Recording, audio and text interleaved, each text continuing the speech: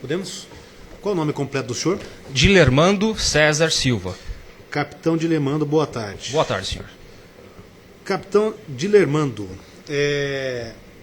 narra a denúncia que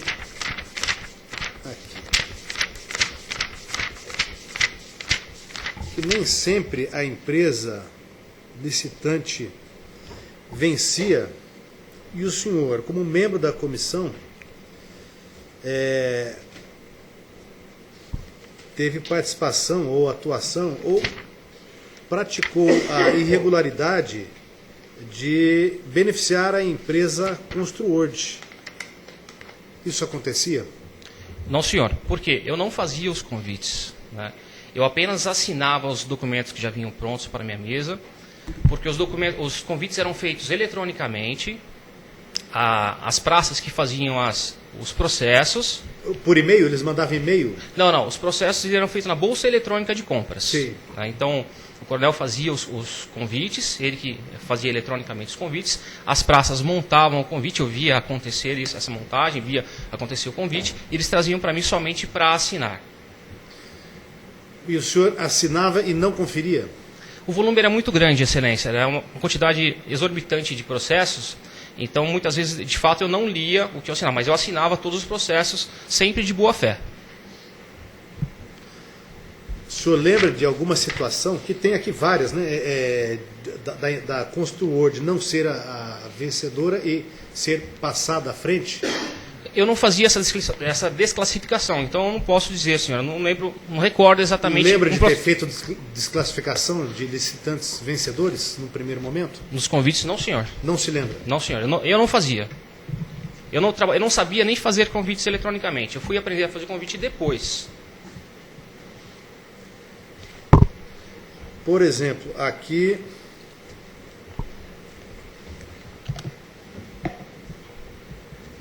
Está descrito aqui como crime 82.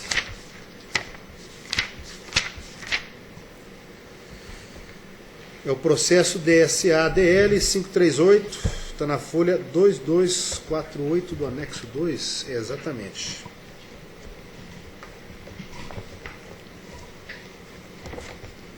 É uma reforma em forro. Tem lá a Construord, 7.800. A JJ Barbosa, 8.850. Comércio Paineiras, 9.405. Aqui a Construord foi a licitante vencedora. 7.800. Segue-se a documentação financeira impresso do sistema, ordem de pagamento. O senhor se lembra deste caso, por exemplo?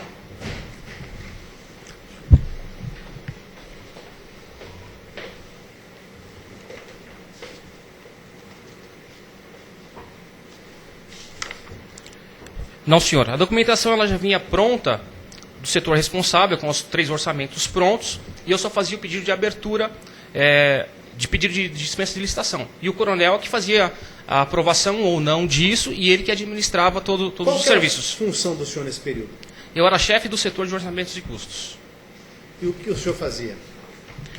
De chefiar, efetivamente, eu não chefiava a sessão, porque o coronel e o major ficavam na sala, e eu fazia as documentações de rotina, no sentido de assinar os processos que vinham para mim, e eu estava sempre no terceiro andar, eu funcionava como se fosse um auxiliar do terceiro andar, que é onde ficava o alto comando. Então, tudo que o alto comando precisasse, eu estava disponível para atendê-los. Por exemplo, se desse um problema na impressora do coronel comandante-geral, chefe de gabinete, subcomandante, qualquer um deles que desse problema, eu estava ali. Se fosse um problema simples de resolver, eu resolveria ali na hora ou trocaria a impressora. Só em casos extremos é que era acionado o help desk. Por exemplo, essa era uma das funções. Então, tudo que precisasse no terceiro andar, eu era o link, o elo. Mas a sua função lá no quadro era... Estava como chefe do setor de orçamentos e custos. Mas Sim, só senhor. que efetivamente o senhor não chefiava. Não, senhor. Até mesmo porque tinha os superiores na sala. Então eu não tinha como chefiar a minha equipe. Mas o seu cargo era de chefe? Sim, senhor. Chefe de seção. Acima de mim tinha o chefe o chefe de setor, tinha o chefe de seção e tinha o comandante da unidade. Mas o senhor tinha subordinados? Tinha, sim, senhor. No papel tinha, sim, senhor. Isso aqui era um trabalho secundário ou era o seu trabalho principal? São vários. Deveria ser o principal. Só que pela peculiaridade com que era administrado, eu não exercia efetivamente como papel principal, sim secundário. O senhor só assinava, não fiscalizava? Sim, senhor. Não se preocupava em verificar se a obra havia sido realizada?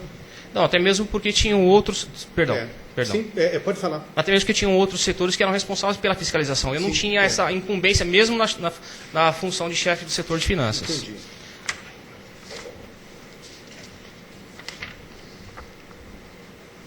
O que acabou motivando a sua prisão, que foi brilhantemente atacada pela doutora Mariana, e acredito que em conjunto também com o doutor Abelardo, né? Na época não estava constituído ainda, foi a questão do seu patrimônio. Sim, senhor. Verificou-se que ele chegou a atingir R$1 milhão. E no ano subsequente, praticamente foi zerado. O que aconteceu para que isso ocorresse? Esse fato, Excelência, aconteceu o seguinte: o meu imposto de renda sou eu mesmo que faço. Não pago para contador, não pago para ninguém fazer o meu imposto de renda. Então, no ano de 2015, que foi o ano que eu acho que eu troquei de notebook quando eu fui assumir a função de ajudante de ordens do comandante-geral à época, eu devo ter perdido algum dado do imposto de renda, né? E não constavam no imposto de renda as duas casas, que é a minha casa e a casa da minha mãe. A minha casa que foi comprada em 1995, antes mesmo de eu entrar na polícia. E a da minha mãe que foi comprada em 2005, quando o meu pai faleceu. Daí então, em 2015, referente a 14, eu não coloquei essas duas casas por esquecimento. E os valores, sempre fui eu que avaliei. Não contratei nenhum contador, não contratei nenhum perito, como é que fala, corretor, né, para avaliar as casas, nada disso. Como é que eu fiz? Isso daí foi no período daquele boom imobiliário, né? E, por exemplo, meu vizinho estava vendendo a casa dele. Ele estava cobrando 500 mil na casa dele. Então, se meu vizinho, a casa dele vale 500 mil, eu coloquei de próprio punho no meu imposto de renda. Então se a dele vale 500 mil, a minha vale 550. Uma avaliação própria. Eu que coloquei lá. Então, daí já temos 550 mil reais. A da minha mãe, eu tirei por base a minha casa. A casa da minha mãe, se a minha vale 550 mil, a dela deve valer uns 400, 350, mas isso no chute, empiricamente, sem avaliação técnica. Né? E, aliás, eu vejo que eu cometi mais um erro, porque a minha casa, a casa da minha mãe, ela não é inteiramente minha. Metade é da minha irmã. Então, não seria 400, seriam 200 mil. Então, chegaria a, teoricamente, 750 mil reais. Só que eu acabei colocando 400, por erro meu, que daria em torno de 950 mil reais. Só que, por avaliação minha, eu nem sei se de fato a minha casa vale isso, como o meu vizinho estava vendendo a casa dele. Eu acredito que sim, porque as casas em que eu moro, todas valem mais ou menos. E porque num determinado ano, que nós temos aqui, né? Sim. Não vou demonstrar porque o senhor tem conhecimento. Excelente. Foi a zero. Qual era o objetivo? Não, eu apenas esqueci, Excelência. Se o senhor for verificar o meu imposto de renda de 2016 referente a 15, as casas estão lá, as duas casas. Se o senhor verificar o meu imposto de renda de 2017, que eu fiz 8 dias ou 6 dias antes de ser preso, no começo do ano, as casas estavam lá. Então foi apenas um lapso da minha parte em que eu errei no ano seguinte e foi consertado. Um dos fatores foi esse, né? Sim, senhor. Que ficou naquele juízo provisório afastado e daí motivou Sim, senhor. a sua soltura. O patrimônio que o senhor tem é só esse? Sim, senhor. Apenas esse e o carro. O senhor recebeu algum benefício da empresa Construord? Não, senhor. Ou de qualquer outra empresa? Não, senhor. O senhor sabia que a empresa Quem geria a empresa Construord? Não sei. O senhor conhece a empresa Construord? Eu via nos processos, mas não sei efetivamente, não conheço o dono da Construord, não sei, fiquei sabendo depois, através dos processos, tudo o que aconteceu em relação a ter um civil gerindo e, teoricamente, estarem imputando ao coronel a propriedade da empresa, que não fosse o papel, mas que em tese seria ele. Mas só fiquei sabendo neste momento quando fui, na verdade, quando fui preso.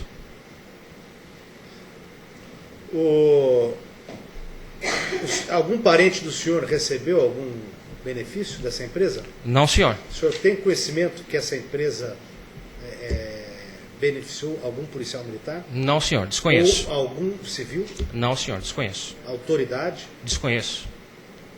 Desconheço. Não ouviu dizer? Não, senhor. Eu não tinha como saber de qualquer coisa errada, que era feito de errado, que porventura acontecesse no DSSG, por quê? Eram muitos processos, era muito material. Todos os dias nós tínhamos lá vários oficiais superiores de outras unidades conversando com o coronel, pedindo material, pedindo ajuda para que fizesse serviços, para que comprasse materiais. Né? O QCG, para quem conheceu o QCG naquela época, o quartel do Comando Geral, via que era um canteiro de obras, nós tínhamos várias obras, vários serviços acontecendo. Então era todo um cenário que não tinha como desconfiar de qualquer tipo de irregularidade nesse sentido de desvio, senhor. Perfeito. Senhores membros do Conselho, alguma questão? O Ministério Público. Boa tarde, capitão. Boa tarde, excelência. Em primeiro lugar, parabenizar o senhor pela doutora Mariana. Ela fez um trabalho nova aqui na Justiça Militar, mas fez um trabalho ímpar. Muito Ela obrigado, estava senhor. aqui todo dia antes de eu chegar e eu ia embora, ela estava aqui. É quase que eu pedi para o tribunal fornecer um gabinete para ela. Realmente Muito obrigado, é senhor. algo que merece ser reconhecido. O doutor juiz também acompanhou. Capitão de Lermando, a função, o senhor falou que o seu cargo era chefe do setor de orçamentos e custos. Sim, senhor. A função era uma função de tenente ou, em princípio, na época o senhor era tenente, né? Exatamente, tenente. Era uma função de tenente ou de capitão? De tenente. De tenente. O senhor tinha subordinados? Tinha, sim, senhor. Qual que era a função de um chefe do setor de orçamentos e custos? O chefe do setor de orçamentos e custos, ele pega todos os pedidos. Fala, por favor. Perdão.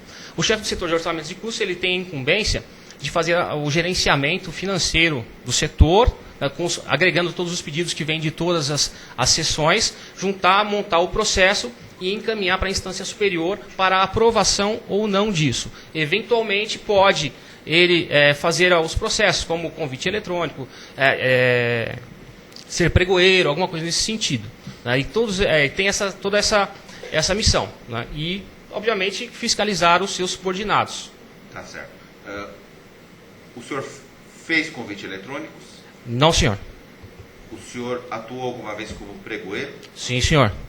Em casos da Construord, nesses daqui? Não me recordo, mas provavelmente sim. Porque se ela estava lá, provavelmente sim. Tudo que o senhor assinava, o senhor lia? Não tinha, tudo não tinha como, basicamente como funcionava, como eram muitos os processos, eu pegava processos por amostragem e verificava se eles tinham todos os documentos necessários, se era a parte de origem, se tinha a documentação da empresa, se ela estava regular ou irregular junto ao INSS, toda a documentação formal que era necessário, apenas isso. Então o senhor verificava os processos? Verificava o processo nesse sentido da formalidade. E o senhor tinha praças para auxiliá-lo? Tinha, sim, senhor. O senhor tinha o comando sobre esses praças? No papel, sim, mas efetivamente não. Como eu disse, o coronel e o major estavam na sala e eles efetivamente acabam gerenciando todo O senhor trabalhava na mesma sala que o major e o coronel? Sim, senhor, na mesma sala. Me conta uma coisa, se um praça fosse punido administrativamente, quem fazia a punição? Praça subordinado ao senhor? Se acontecesse efetivamente dele ser punido, teoricamente eu que deveria fazer o processo de punição dele. Entendi.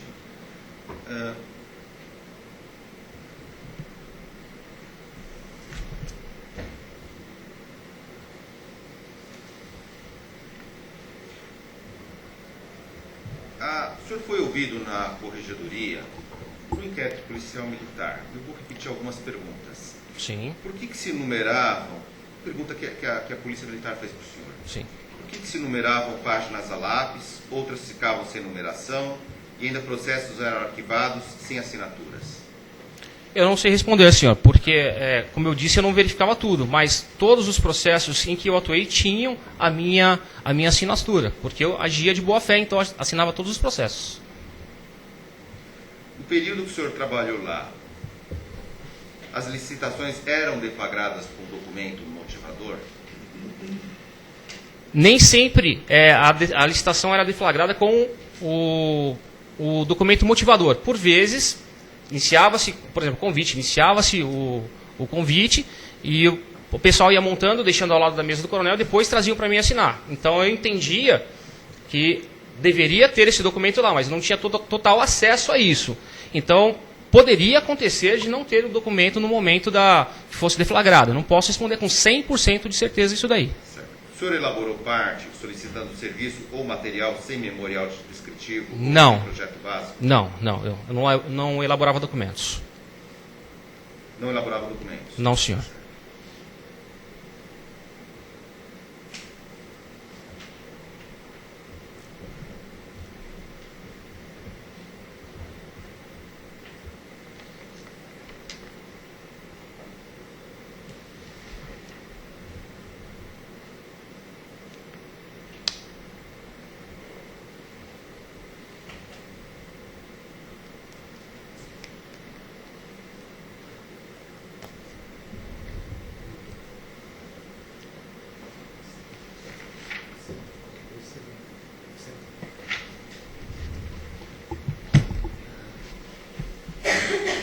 Capitão, o senhor, as perguntas do doutor juiz, o senhor, a respeito do seu imposto de renda, que em determinado ano zerou o patrimônio dos imóveis, o senhor explicou que no ano seguinte, no ano subsequente a esse zerado, o senhor voltou a colocar o valor dos imóveis. É isso, né? Então, o senhor constatou esse erro naquela declaração mencionada pelo doutor juiz? De não ter colocado em 2015? Isso. Depois que eu saí, que eu fui tirar cópias dos impostos de rendas, foi que eu verifiquei que em 2016 eu tinha colocado e em 2017 também. O senhor fez uma declaração retificadora? Ainda não. Mas pretendo, estou esperando. Fiquei com receio de mexer para não ter qualquer interferência no julgamento aqui. Certo. Nada mais. Obrigado. Doutor Abelardo, vocês têm perguntas? Não? Doutor Luiz? Capitão, muito obrigado. Bom, então a sessão, os interrogatórios estão encerrados. Vou abrir prazo para as partes nos termos do 427 do CPPM, que é a fase de diligências. Se vocês já quiserem antecipar algo por ata, Eu prefiro fazer por escrito. fazer por escrito, a defesa quer antecipar algo? Não, por escrito. Tá? Então, dessa forma, a sessão fica encerrada. Aguardo todos saem intimados nos termos do 427. Muito obrigado. Boa sorte aos senhores. Prazer em revê-lo. Obrigado, excelência. Prazer. Muito obrigado aí pela excelência do meu bairro. Meu bairro é comandado por toda a área. Tá bem. Não, quando eu estava falando, meu bairro está mais seguro. Coronel, muito obrigado.